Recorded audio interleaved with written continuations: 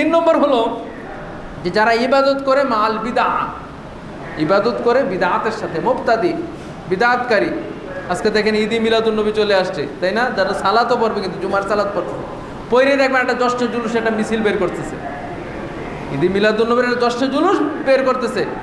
সম্মানিত উপস্থিতি, এই যে ঈদে মিলাদুন্নবী বের হয়ে গেছে, তারা ইবাদত করে কিন্তু সাথে বিদাত করে, যেটা রাসূল সাল্লাল্লাহু আলাইহি ওয়াসাল্লাম করেন নাই, সাহাবীগণ করেন নাই, এবং তাবেঈগণ কেউ করেন নাই। ঈদে মিলাদুন্নবী, ঈদ মানে ঈদ তো বুঝেন খুশি, মিলাদ মানে মিলাদ মাউলিদ মানে রাসূল সাল্লাল্লাহু আলাইহি ওয়াসাল্লাম জন্ম, নবী মানে নবী, নবীর জন্মের ঈদ, নবীর জন্মের ঈদ। সম্মানিত উপস্থিতি, ঈদ হলো দুইটা মুসলমানদের জন্য প্রধান ঈদ, দুইটা। রাসূল সাল্লাল্লাহু আলাইহি ওয়াসাল্লাম যখন মদিনায় গেলেন, তো রাসূল সাল্লাল্লাহু আলাইহি ওয়াসাল্লাম দেখলেন যে 2 দিন মদিনার লোকেরা বিভিন্ন উৎসব পালন করতেছে। তখন রাসূল সাল্লাল্লাহু আলাইহি ওয়াসাল্লাম বললেন, মা হাযাইনি ইয়াওমাইনি ইয়ালআবুনা ফীহিমা, এটা কোন 2 দিন যে তোমরা এই দিন খেলাধুলা করো নির্দিষ্ট দিন করে? তখন তারা বলেছিল যে আমরা এই 2 দিন হলো খুশির দিন, এটা আমরা জাহিলিয়াত যুগ থেকে করে আসতেছি।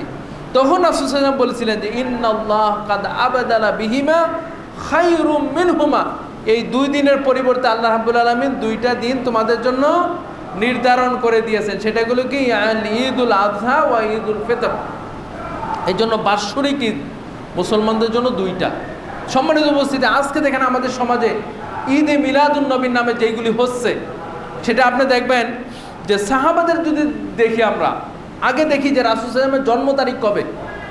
তিরমিজিতে একটা হাদিস আসছে, সাহাবী বলতেছেন যে আনা ওয়া নবী সাল্লাল্লাহু আলাইহি উলিদতু আনা ওয়া নবী সাল্লাল্লাহু আলাইহি ওয়াসাল্লাম আমাল ফিলি, আমি এবং রাসূল সাল্লাল্লাহু আলাইহি ওয়াসাল্লাম আমাল ফিল, যেই বছরে হস্তি বাহিনী আব্রাহা যেই বছরে কাবাগরকে ধ্বংস করার জন্য এসেছিল, ওই বছরে আমি এবং রাসূল সাল্লাল্লাহু আলাইহি ওয়াসাল্লাম জন্মগ্রহণ করেছি। এখন কোন বছরে জন্মগ্রহণ করেছেন এটা হাদিস দ্বারা পাওয়া যায় না, মানে একেবারে আমরা যেমন বলি 571 খ্রিস্টাব্দে রাসূল সাল্লাল্লাহু আলাইহি ওয়াসাল্লাম জন্ম করেছেন, তাই না? আমাদের বইয়ে লেখা আছে। ঐতিহাসিকদের মতে ফিলের বছর কখন হয়েছিল এটা 2টা মত আছে, কেউ বলেন 570, কেউ বলেন 571। তাহলে কোন বছর রাসূল সাল্লাল্লাহু আলাইহি ওয়াসাল্লাম জন্মগ্রহণ করছেন এটা ঐক্যমতের ভিত্তিতে হচ্ছে না। আমুল ফিলে জন্মগ্রহণ করছেন এটা বোঝা যায়। কোন মাসে জন্মগ্রহণ করছেন? আমরা বলি কি রবিউল আউয়াল মাসে জন্মগ্রহণ করছেন, তাই না? কোনো হাদিস দ্বারা কিন্তু এটা প্রমাণিত না যে রাসূল সাল্লাল্লাহু আলাইহি ওয়াসাল্লাম বলেছেন, সাহাবী বলেছেন, তাবি বলেছেন যে রাসূল সাল্লাল্লাহু আলাইহি ওয়াসাল্লাম রবিউল আউয়াল মাসে জন্মগ্রহণ করেছেন। যেহেতু রাসূল সাল্লাল্লাহু আলাইহি ওয়াসাল্লাম বলেন নাই, এই জন্য ঐতিহাসিকগণ এটা ব্যাখ্যা করছেন, মতামত দিয়েছেন। তারা গণনা করে, জ্যোতির্বিদ্যার গণনা করে বলেছেন যে রবিউল আউয়াল মাসে, কেউ বলছেন মুহররম মাসে, কেউ বলছেন রমজান মাসে, কেউ বলছেন শাওয়াল মাসে। 8-9টা মত আছে যে কোন মাসে তিনি জন্মগ্রহণ করছেন। তার মানে কোন মাসে জন্মগ্রহণ করছেন এইটাতেও যেহেতু হাদিস দ্বারা প্রমাণিত না, ঐক্যমত না, সকল ঐতিহাসিকগণ ঐক্যমত না। এবার আসুন যে কত তারিখে, যদি ধরি যে অধিকাংশ লোক বা অধিকাংশ ঐতিহাসিক বলছেন যে রবিউল আউয়াল মাসে জন্মগ্রহণ করছেন। রবিউল আউয়াল মাসের কোন তারিখে জন্মগ্রহণ করছেন? কেউ বলেছেন 1 তারিখ, কেউ বলেছেন 9 তারিখ, কেউ বলেছেন 12 তারিখ, এটা তো মত আছে। কিন্তু 9 তারিখের পক্ষে ঐতিহাসিকগণ জোরালো প্রমাণ দিয়েছেন, কারণ রাসূল সাল্লাল্লাহু আলাইহি ওয়াসাল্লাম সোমবার জন্মগ্রহণ করছেন, এটা হাদিস দ্বারা প্রমাণিত। রাসূল সাল্লাল্লাহু আলাইহি ওয়াসাল্লাম সোমবারে সিয়াম পালন করতেন। তখন সাহাবীগণ জিজ্ঞাসা করলেন যে হে আল্লাহর রাসূল, আপনি সোমবারে কেন সিয়াম পালন করেন? তখন রাসূল সাল্লাল্লাহু আলাইহি ওয়াসাল্লাম বললেন ইয়াউমা উলিদতু ওয়া ইয়াউমা বুইসতু, এই দিনে আমি জন্মগ্রহণ করেছি, এই দিনে আমি নবী হয়েছি। তো সোমবারে জন্মগ্রহণ করেছেন, এটা সহিহ হাদিস দ্বারা প্রমাণিত। এবং রাসূল সাল্লাল্লাহু আলাইহি ওয়াসাল্লাম সিয়াম পালন করতেন কি বারে? সোমবারে, বৃহস্পতিবারে। তো ঐতিহাসিকগণ দেখছেন যে রবিউল আউয়াল মাসের সোমবারের 12 তারিখের কাছাকাছি ডেটটা হলো 9 তারিখ। এই জন্য ঐতিহাসিকদের অধিকাংশ ঐতিহাসিক, প্রায় সবাই ঐতিহাসিক বলছেন রাসূল সাল্লাল্লাহু আলাইহি ওয়াসাল্লাম 9 তারিখ জন্মগ্রহণ করেছেন। সম্মানিত উপস্থিতি, তাহলে দেখেন রাসূল সাল্লাল্লাহু আলাইহি ওয়াসাল্লামের জন্মের বছর জানা নাই, জন্মের মাস জানা নাই, জন্মের তারিখ মানে হাদিস দ্বারা জানা নাই, জন্মের দিন জানা আছে। সোমবার রাসূল সাল্লাল্লাহু আলাইহি ওয়াসাল্লাম জন্মগ্রহণ করেছেন এবং রাসূল সাল্লাল্লাহু আলাইহি ওয়াসাল্লাম জন্ম উৎসব পালন করছেন কিভাবে?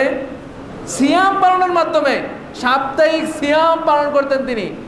তো সুতরাং আমরা বলবো, কেউ যদি রাসূল সাল্লাল্লাহু আলাইহি ওয়াসাল্লামের প্রতি ভালোবাসা দেখাতে চায়, এই জন্য রাসূল সাল্লাল্লাহু আলাইহি ওয়াসাল্লাম সোমবারে সিয়ামের গুরুত্ব দিয়েছেন, তাহলে তার উচিত হলো সোমবারে সিয়াম পালন করা। কেন এই দিনটা এত গুরুত্বপূর্ণ দিন? আমরা মনে করি যে রাসূলের জন্মদিন এত গুরুত্বপূর্ণ দিন। আমাদের একজন তো বক্তা বলেই ফেলছে যে লাইলাতুল কদর 1000 মাসের চেয়ে উত্তম। কেন? কোরআন নাজিল হয়েছে। আর যেই কোরআন যার উপরে নাজিল হয়েছে তিনি যেদিন জন্মগ্রহণ করেছেন সেটা তো লাইলাতুল কদর হয়েছে লাখ লাখ বছর সওয়াব নাকি বলতেছেন, নাউজুবিল্লাহ মিন যালিক। কিভাবে এটা হতে পারে? যে দেখেন যে এত গুরুত্বপূর্ণ দিন যারা বলতেছে, যেই দিনের কথা কোনো হাদিসে নাই, সাহাবীগণ পালন করেন না, কোনো সাহাবী পালন করেন না। যদি সাহাবীগণ পালন করতেন তাহলে তাবিরা বলতেন যে অমুক দিন সাহাবীরা একত্র হলো, তারপরে আপনার কিছু আলোচনা করলেন, একটু মিলাদ পড়লেন, একটু দোয়া দুরুদ পড়লেন, রাসূলের জীবনী নিয়ে আলোচনা করলেন, এই তারিখটা ছিল অমুক দিন, তাইলে আলোচনা আসতো। কোনো ঐতিহাসিক দিন সাহাবীদের জমানায় বা রাসূল সাল্লাল্লাহু আলাইহি ওয়াসাল্লামের জীবনী তো পালন করেনি না। রাসূল সাল্লাল্লাহু আলাইহি ওয়াসাল্লাম ইন্তেকালের পরে তার স্ত্রীগণ বেঁচে ছিলেন, 9 জন স্ত্রী বেঁচে ছিলেন যখন তিনি মৃত্যু অবস্থায়, তারা কেউ পালন করে না। তার মেয়ের জামাইরা বেঁচে ছিলেন, তার শ্বশুররা বেঁচে ছিলেন, তার সাহাবীগণ যারা নিজেদের জীবনকে উজাড় করে দিয়েছেন, নিজেদের জীবনকে বিলীন করে দিয়েছেন। এবং আমাদের জীবনের চেয়ে রাসূলকে ভালোবাসা হলো ঈমান। আপনার জীবনের চেয়ে বেশি গুরুত্ব দিতে হবে রাসূল সাল্লাল্লাহু আলাইহি ওয়াসাল্লামকে। এইরকম যারা বাস্তবে প্রমাণ দেখিয়েছেন, আমরা তো মুখে মুখে বলি যে রাসূল আপনাকে ভালোবাসি, কিন্তু মুখে সুন্নত নাই, কাজে কর্মে সুন্নত নাই, ব্যবসা বাণিজ্যে সুন্নত নাই, পরিবারের সুন্নত নাই, কিন্তু আমরা বলি রাসূলকে ভালোবাসি। কিন্তু সাহাবীগণ বাস্তবে দেখিয়েছেন, উহুদের যুদ্ধে সাহাবীগণ রাসূল সাল্লাল্লাহু আলাইহি ওয়াসাল্লামের ডাল হয়ে গেলেন, চতুর্পাশে প্রাচীর হয়ে গেলেন। একজন তালহার দেখা গেল 81টা তীর এসে পিঠের মধ্যে বিঁধেছে। এইরকম ভালোবাসা দেখিয়েছেন তারা বাস্তবে। রাসূল সাল্লাল্লাহু আলাইহি ওয়াসাল্লাম যেদিন ইন্তেকাল করলেন, ওমর রাদিয়াল্লাহু তাআলা আনহুর মতো শক্ত সাহাবী, কঠিন হৃদয়ের সাহাবী, তিনি অস্থির হয়ে গেলেন। তিনি বললেন যে আজকে যদি কেউ বলে যে মুহাম্মদ সাল্লাল্লাহু আলাইহি ওয়াসাল্লাম ইন্তেকাল করেছেন, তাহলে আমি তাকে তরবারি দিয়ে শেষ করে দেব। এইরকম সাহাবীগণ যারা অস্থির হয়ে গেছেন, নিজেদের জীবনকে কুরবান করে দিয়েছেন, নিজেদের সম্পদ বিলিয়ে দিয়েছেন, এইরকম সাহাবীগণ এত মর্যাদাপূর্ণ দিন পালন করেন নাই। আপনি কি মনে করতেছেন তারা কি ভালোবাসা তাদের মনে কম ছিল না বেশি ছিল? বেশি ছিল। আপনি এত ভালোবাসা দেখাচ্ছেন কেন? তার মানে এটা আসল ভালোবাসা নয়। সম্মানিত বুঝি, রাসূল সাল্লাল্লাহু আলাইহি ওয়াসাল্লামকে ভালোবাসা হলো তার সুন্নাতকে ভালোবাসা, তার আদর্শকে ভালোবাসা, তার রীতিকে ভালোবাসা, তার নিয়মকে ভালোবাসা, তার রেখে দেওয়া কোরআন এবং সুন্নাহকে যথাযথভাবে পালন করা, এটি হলো রাসূলের ভালোবাসা। সুতরাং জন্মদিবস পালন করা, মৃত্যু দিবস পালন করা। অনেকে আবার বলে দেখবেন 12 তারিখে রাসূলের জন্মদিন আবার মৃত্যুদিন, বলে না? এখন বলেন একটা লোকের জন্ম বেশি গুরুত্বপূর্ণ না মৃত্যু বেশি গুরুত্বপূর্ণ? কারণ জন্ম তো বলে না, জন্ম হোক যথায় তথায়, কর্ম হোক ভালো। রাসূল সাল্লাল্লাহু আলাইহি ওয়াসাল্লামের মৃত্যু দিবস বলে একটা লোক মারা গেছে আবার জীবন দিছে, মৃত্যু দিনে তো মানুষ ব্যতীত হয় বেশি, কারণ সাহাবীগণ মৃত্যু দিনে ব্যতীত হয়েছিলেন, তারা নিজেদের একেবারে কান্নায় জর্জরিত হয়েছিলেন মৃত্যু দিবসে। তো সুতরাং আমরা জন্ম দিবসে উৎসব করেন, মৃত্যু দিবসে কান্না কই? মানে এগুলি নাই তো হাদিসে, কোরআন হাদিসে নাই। সুতরাং কোনো যুক্তিতে এগুলি মিলবে না। সম্মানিত উপস্থিতি, এই জন্য আমরা বলবো যে ঈদে মিলাদুন নবী নামে যেটা আমাদের সমাজে চালু আছেন, এইটা আমাদের সমাজে এটা কোরআন হাদিস দ্বারা প্রমাণিত। এবং এই দিবসে কী কী হয়, এই যে জ্যৈষ্ঠ জুলুস আপনি বলেন, একটা মিছিল বের করলেন, কোনো মিছিল রাসূল সাল্লাল্লাহু আলাইহি ওয়াসাল্লামের সাহাবীগণ বের করেন নাই। তারপরে দেখেন আপনি কি মিলাদ করলেন, মিলাদ মানে এখন তো মিলাদ শুধু 12 তারিখে ক্ষান্ত না, মিলাদ মানে সারা বছরে মিলাদ চলে। মিলাদের অর্থ কিটাও বুঝি না। মিলাদ মানে জন্মদিন। তা আমরা যদি রাসূলের মিলাদ পড়েন, তো রাসূলের জন্মদিন তো একদিন হয়েছে। তা আমরা দোকান উদ্বোধন করতে মিলাদ, আপনার ঘর উদ্বোধন করতে মিলাদ, এমনকি বাবা মারা গেছে কয়েকটা, আমার বাবার মৃত্যু দিবস উপলক্ষে একটা মিলাদ দেবো। মিলাদের যে অর্থ কি এটাই বোঝে না। মিলাদ তো পড়ার জিনিস না, কথা মিলাদ পড়ে যান একটু, মিলাদ তো পড়ার জিনিস না, এটা জন্মদিবস পালনের বিষয়, যেটা ইসলামে নিষেধ। কারণ জন্মদিবস পালন করে ইহুদি খ্রিস্টানরা।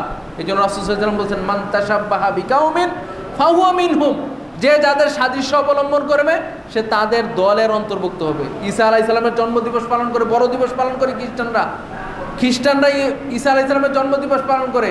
মুসলমানদের নবীর কোনো জন্মদিবস নাই। এই জন্য ছেলেমেয়ের জন্মদিবস, মেয়েদের জন্মদিবস, মৃত্যু দিবস, পিতামাতার কোনোটা পালন করা ইসলামে জায়েজ নেই।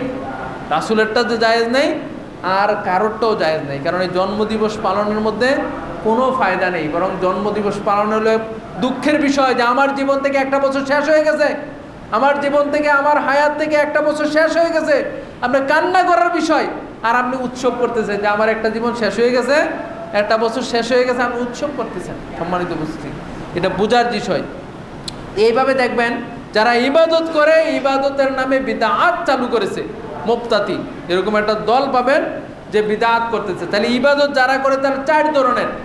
এক ধরনের হলো কাফের, যারা আল্লাহর বিধানকে অস্বীকার করে, হয়তো মুখে ঈমান আছে কিন্তু বাস্তবে মানে না। 2 নম্বর হলো মুশরিক, যারা আল্লাহর ইবাদত করে সাথে অন্যকে শিরিক করে। 3 নম্বর হলো যারা আল্লাহর ইবাদত করে কিন্তু রাসূলের তরিকা মতো করে না, মুবতাদি, বিদআত করে। ইবাদত করে ঠিকই কিন্তু রাসূলের তরিকা মতো করে না। যে কোনো ইবাদত রাসূল সাল্লাল্লাহু আলাইহি ওয়াসাল্লামের তরিকা মতো করতে হবে। আর 4 নম্বর যেটা, সেটা হলো মুখলেস, যারা আল্লাহর জন্য ইবাদত করবে, রাসূলের তরিকা মতো করবে।